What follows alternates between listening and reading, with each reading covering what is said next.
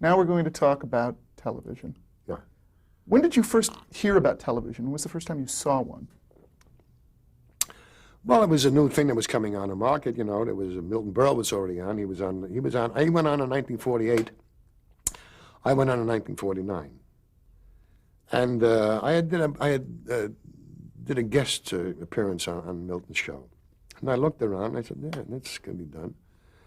And Max was going to put on a review, and I remember he said, we're going to talk about it. So we're going to have a meeting with the vice president of NBC in charge of television, the vice president, because radio was still big. And we had a meeting at, I forget the name of the restaurant. It was on 52nd Street, I know that. And we were sitting there, and he said, well, you want a half hour, an hour, or an hour and a half? And I'm looking at the menu. I said, half hour to wait for some food? I said, an hour? Who's going to wait for an hour? An hour and a half? That you got to order before you come? He says, no. You want to do what kind of a show? You want a half-hour show, an hour show? That's the way it was. This is 1949, or an hour and a half. So I looked at Max. Max looked at me, and I said, let's go for the hour and a half. Little did I understand anything about television. Who's going to write it for an hour and a half? Who's going to write this stuff and put this on? Well, Max was used to doing it. He was used to putting on shows every week in the Poconos, you know. So I had some background in that, you know, and I had some background from what I learned at the Catskills. And with that, I sat down with the writers. It was Mel Tolkien and Lucille Callan, and then we got in Mel Brooks. That was the very beginning. And we started to do the show. It was called the Admiral Broadway Review. It was an hour show. And it was like doing television in King Arthur's court. Because you didn't know where you were. You know, everybody was, you got this, I got that. No, you come, I'll get this. No, don't get that. And I remember the first show, there were two engineers walking around. One had a big plug with a wire, and another guy had another plug. He said, anybody got the female to this? And got the family, and they haven't got, because they had to wait for the cameras. This is the show that's going to go on that night. We had to wait for the cameras to come in from Ebbets Field. They were shooting the baseball game with the Dodgers. And we had to wait for the cameras to come in from Ebbets Field after the game, and then we first locked the show and then put it on. We didn't know where to put the microphones. So we said, we didn't have body mics then. So we had foot mics. And they couldn't hear, so I put in a boom mic. That's what they use in the movies. All right, use that. And it was done step by step. It was like putting things together. You had, well, we're going to need this. All right, we solve problems. And you have to invent. You had to invent right there. And doing a show live on television is a different animal altogether than doing it today. I mean, on tape is... That's like relaxing. That's like going on vacation. But I guess everybody makes up their own craziness. But doing it live, which meant the way they shot it, that's the way it went on over the air. There was no editing, no nothing. I mean, it was much better because you didn't have somebody playing with, you think we should, when they edit, you know, I think they should, have the laugh here, then cut him in, then cut him out, then bring him in, then cut this around, then shoot him from here, then come back. I said, no. The joke is here. Don't cut away from the joke. After the joke, for the reaction, then you cut away. They didn't understand that. They said, well, we got to get the reaction while you're doing it. I said, no, while I'm doing it, that's the performance. Don't cut away from the performance. You cut away for a reaction after the performance. What if you're doing dialogue back and forth, that's one thing. But if you're doing a performance, you don't cut away. And this was a thing that they had to learn. And I had to get somebody, and I had to go in there every day when we had the run-through and see that the cameras, you know, in the right place. Because they would say, he's saying the joke, go to him. He's saying the joke, no, don't go to him. It's the reaction. There's a difference when you're doing a performance or when you're saying something and the reaction is the laugh. So it's a different kind of laugh. It's not the joke, it's the reaction of the person. And this all had to be learned and was done over and over and over, and we did it. And it's something that says, well, how are we going to do this? You do it. And when we went on to do the show we went on and do shows. Oh yeah, the Well, talk about Admiral. Admiral What do Broadway you remember about the first Admiral show? was very scary. That's what I remember. Very scary. I mean, you didn't know where you were. Talk a bit about some of the stuff you did on the show. And I don't remember.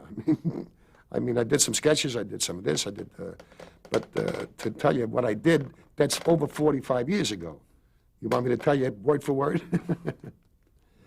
No, we did. It was very, very scary. It was very, we did sketches about what if Christopher Columbus was an usher? What if he was this? Or whatever, you did little because you're trying to get material. You don't know what to go. And finally, when we got to shows, because we were canceled after 19 weeks.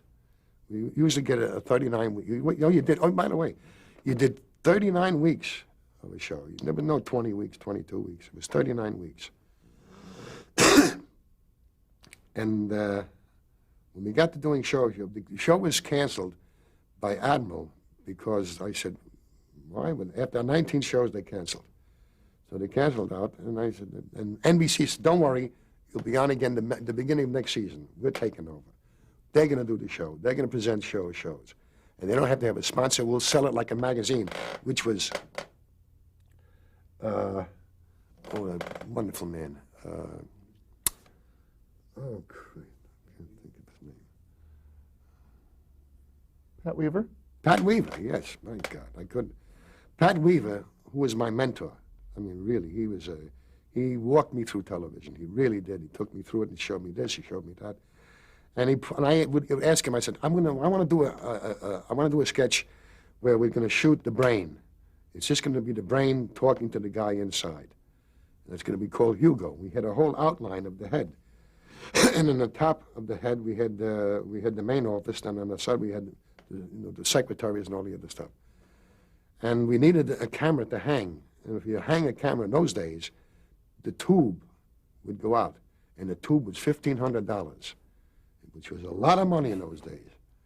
And he said, do it, hang it, because he was willing to experiment with me.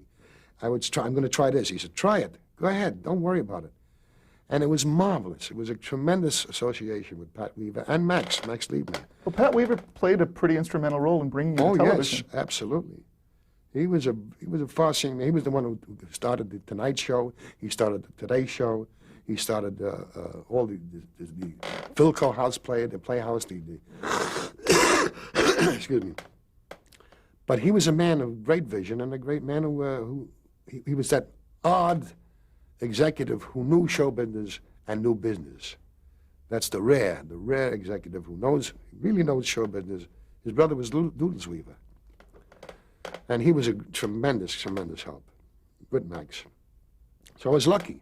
And I got people like Imogene to work with. It was like a glove. She fit right in. It was like, we hardly had to rehearse because she knew what I was going to do. She anticipated me, and she knew if I found something in the performance, she would let me ride with it. Because, I would come back and give it a cue. If I saw her go out, I said, go ahead. And this way we established a rapport where I wasn't trying to upstage her. If you found something, go ahead, go for it. But that was the whole thing. Now, this was on Admiral, when you and Imogene started working together. Well, we didn't really start on Admiral too much. We did a couple of sketches on Admiral together. But we really started shows. That's where it really started. Now, your show of shows was really Pat Weaver's brainchild. No, it was Max Liebman's brainchild. Really? Yeah. Talk a bit about that. What it was, NBC wanted an hour. They wanted an hour and then an hour and a half. They wanted a whole evening of comedy on Saturday night. So from 8 o'clock till 9 o'clock, they had a show by Jack Carter coming out of Chicago. And that was followed by an hour and a half show called Show of Shows. So there were 2.5 hours of comedy on television on Saturday night. And 2.5 hours of comedy, people stayed in. They wanted to see it. It was not only a new medium, but comedy that's the seller. And it was coming. We had, but they couldn't get they couldn't take on sponsors because the FCC said it's a monopoly. You can't have a monopoly. You're going from 8 o'clock to 10:30. You can't do that from 8 to 9 and 9 from 10:30. That's the whole evening, that's the whole prime time. And 2.5 hours, I said. So they couldn't take sponsors. And they, for the first 4 weeks, we were, what do they call it again? We were sponsored by RCA. They picked it up. And if this thing didn't go, which was, and it came to the staggering sum for the whole show, an hour and a half with costumes, with music, with a 25-piece orchestra, with writers and dancers and singers and choruses and this and that, everything, with stage hands, with that, $64,000 a week. That's for everything. That paid all the salaries, paid all, I mean, it was up above and below the line. So it was, in those days, that was an awful lot of money, because what they paid for the Jack Benny show was $20,000 a week, which then, you know, that's, so this was a new number in broadcasting. How were shows similar and different to what you were doing on Admiral? Well, you see, it's a gradual graduation. You know, the sketches got a little longer. We found out where we can go. We started to get departments.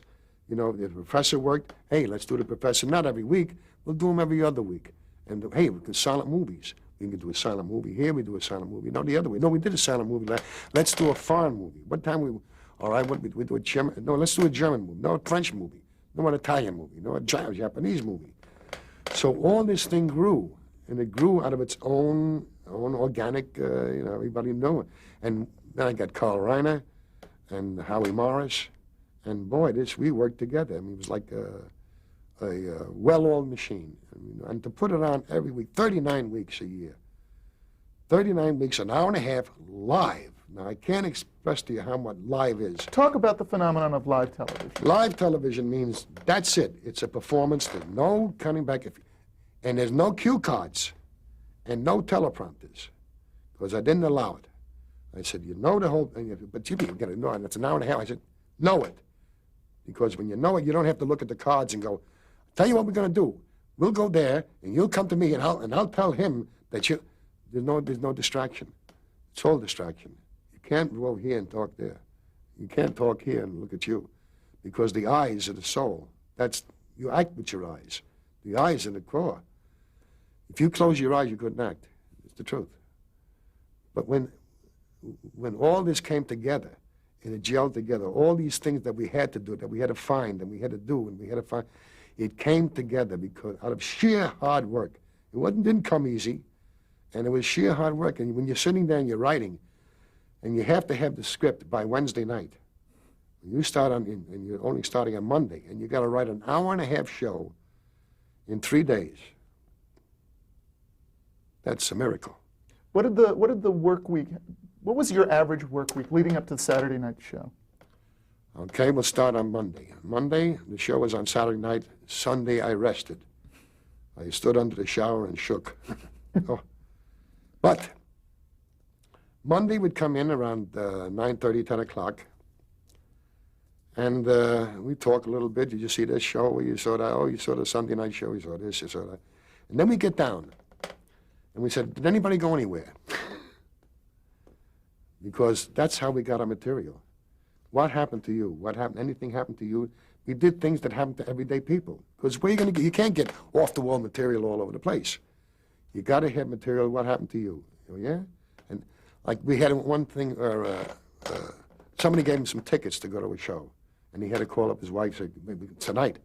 So he made a sketch called 6 Tickets. My boss comes and says, Roger, here we are. I got 6 tickets to Snap Your Garter tonight. Opening night, Snap Your Garter. Wow, but it's formal. You got to have a black tie, and it's tonight. These were some visiting firemen. They didn't show up, so they're yours. Now I got to call up friends. And this is the first time we could split the screen, the television screen, have 2 different people on. That was like splitting the atom. It was like, wow, we could have one guy here, one guy there, and talk to each other. Gee, that was something. It was really an innovation, you know. So we used it. And he would call me up, I'd call him up, and then we made it 3. We put a piece of wood over here and put somebody on a stool so it looked 3 ways. So we had it, you know, again, you start to invent. Because if you see a breakthrough, you start to invent on the breakthrough. And this was, you know, you call me up, I'll call you back. You get my tuxedo. Don't forget my cufflinks are in the aspirin box. I'll get you back. I'll pick up your coat. It's in there. You give me the number. I'll come back. And it starts to rain, and we're going to go to dinner. So it was a whole mix-up. It all come from one guy said, somebody gave me some tickets to go to a show. Just from that. So by talking amongst ourselves, we didn't have time to go out because we wrote from 9:30, 10 o'clock in the morning till 6 o'clock at night. Every day. Every day. We wrote, Wednesday night, the show had to be finished. Because Wednesday night, everything went to Mimeo in those days. You put it in Mimeo, sets had to be built, costumes had to be made, makeups had to be arranged, sound effects had to be done. All this had to be laid in and routine so that because you have a minute and 10 seconds to change scenes and scenery in this live. A minute and 10 seconds, they would go full stage to full stage. That's like having huge scenery and folding it up, putting it away, and putting up the other scenery. And you've got to hit the marks. And these men were just superb. I mean, these stage hands, they were fantastic. They never made a mistake, and they always had it. I mean, there were marks all over the stage. You couldn't, green, red, blue, pink, bang, bing, bang, boom, 2, 3, 5, 9. And you looked at this stuff and you said, how the hell do they do it, you know? And they looked at us and said, how the hell do you do it? We all looked at each other and said, how the hell do you do it? And it was a respect from the cameramen to from the people who cleaned up. For each other, we each admired each other because they did their job well. If a guy, I remember, I wanted a certain sound effect, and the guy wouldn't come in with, the sound effect man wouldn't come in with the 2 or 3 or 4. He came with 10, came with 15. He showed, want this one, not this, because they took pride in their work. You know, I remember the #1 cameraman. He was like king of NBC. You're the #1 cameraman and shows. Wow! And there was a certain pride we took in that, you know, because it was an awful lot of work, and everybody worked hard. And I know one time it was a slowdown because it was a strike. And they slowed down, you know, slow down means that they don't frame up the picture, they got to get this, they got to get that. And it started to irritate because, you know, a guy was, you know, you close in on him. So we close in, you know where to stop, but not knowing unless he was told, he went right into you, you know. So it was a slowdown. So I said, wait a minute, you know, and I told Max, I said, I'll tell you what, why don't we all go out, have a nice long dinner, and then come back and we'll do the show. The hell with the rehearsal. Because it was only making people mad at each other. The guy in the booth would get mad at the cameraman. The cameraman would say, hey, listen, I'm doing what I can do. You know? And I saw the irritation. And we had a great team. I said, the hell with it. The hell with the rehearsal. We'll shoot it on the film. They know what it is. They saw it. We did it for them. That show, they missed 2 shots. In the whole show, it must have been an hour and a half. I would say not much, maybe 2,000 or 3,000 shots. Different cuts, bing, bang, boom, boom, boom. They missed 2 shots, which were nothing. And that kept the people together because we showed that, hey, we recognize your feelings. And that was the whole thing. We worked with each other because we were all in the spot. This thing has to go on at 9 o'clock Saturday night, come hell or high water. And that's a different thing than what you got today. I mean, what, beautiful stuff today. I mean, you got the time to do it. You can, you know, do this and that. But there was tremendous camaraderie. Huh? There was tremendous camaraderie. Oh, you had to work with each other. You know, a lot of times, you know, having no cue cards and no teleprompters, when you're looking at somebody, you can tell when they go up. Because they say, I tell you what we'll do. You come back here, and I'll say, I told her to, you have to make the phone call. You have to make a phone call and then come back. That's what you'll do. So we helped each other out. I could see when somebody would go up. Somebody could see when I was going up. I'd go, I'll tell you what, and it would help. Because everybody had to know each other's lines. And that was really, because you couldn't stop. And a lot of times we had things that, I remember one time, I had a dresser called Mark. And Mark was a guy that he knew, if you set him one way, it was hard to turn him around. So we had a set routine for the show.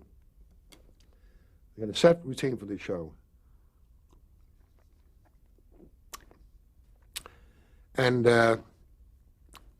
Max said, after the dress rehearsal, he said, no, it's off balance. We're going to take this and put it down here. We'll take this sketch and put it up in front. We'll take that other sketch and put it. We're going to change. So he changed the order. And I said, Mark, you got that? Don't worry. Okay.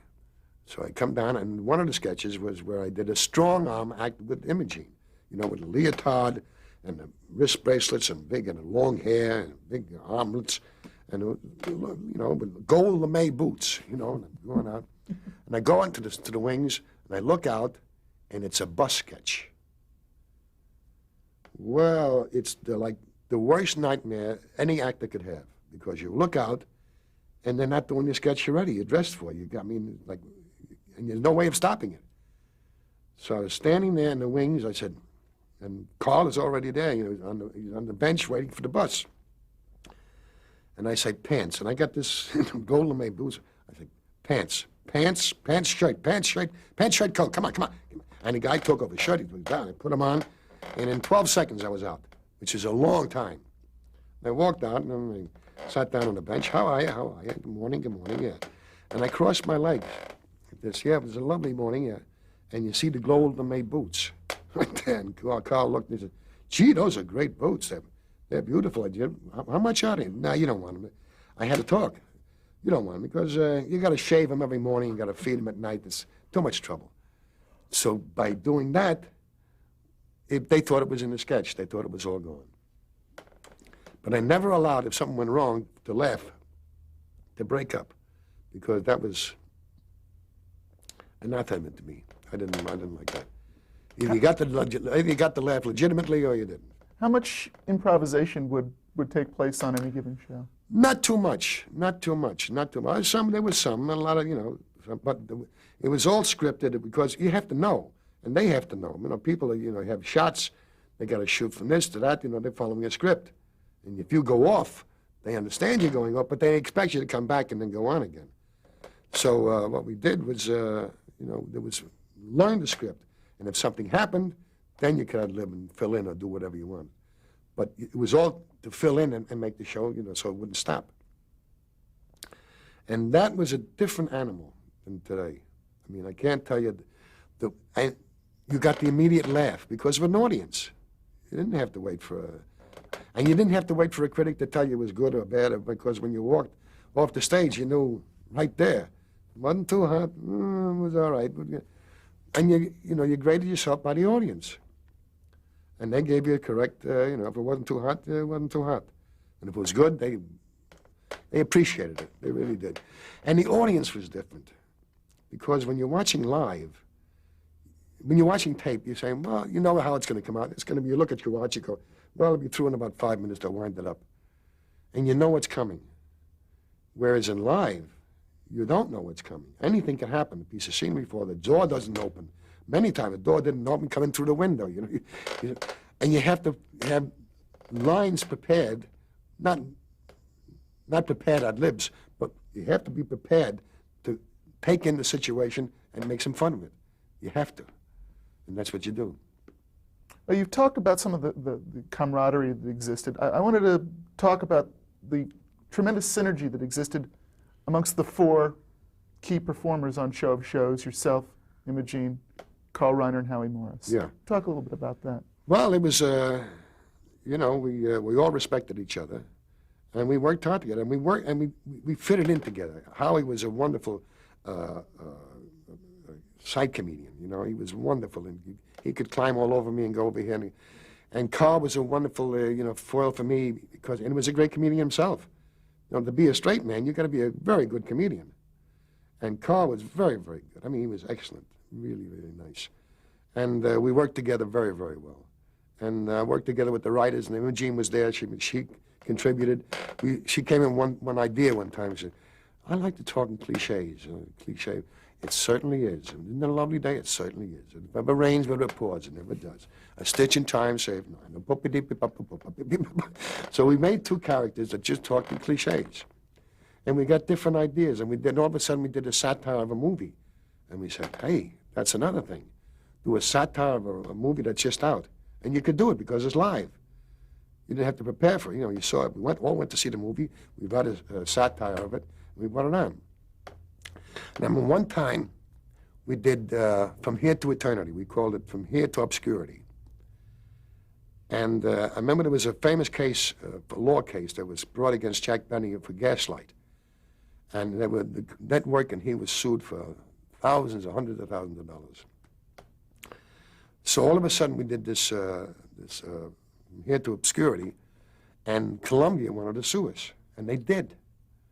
They sued us, they sued NBC, and the judge looked at it, he said, I haven't seen this thing, I haven't seen the product. Let me see the picture, let me see that.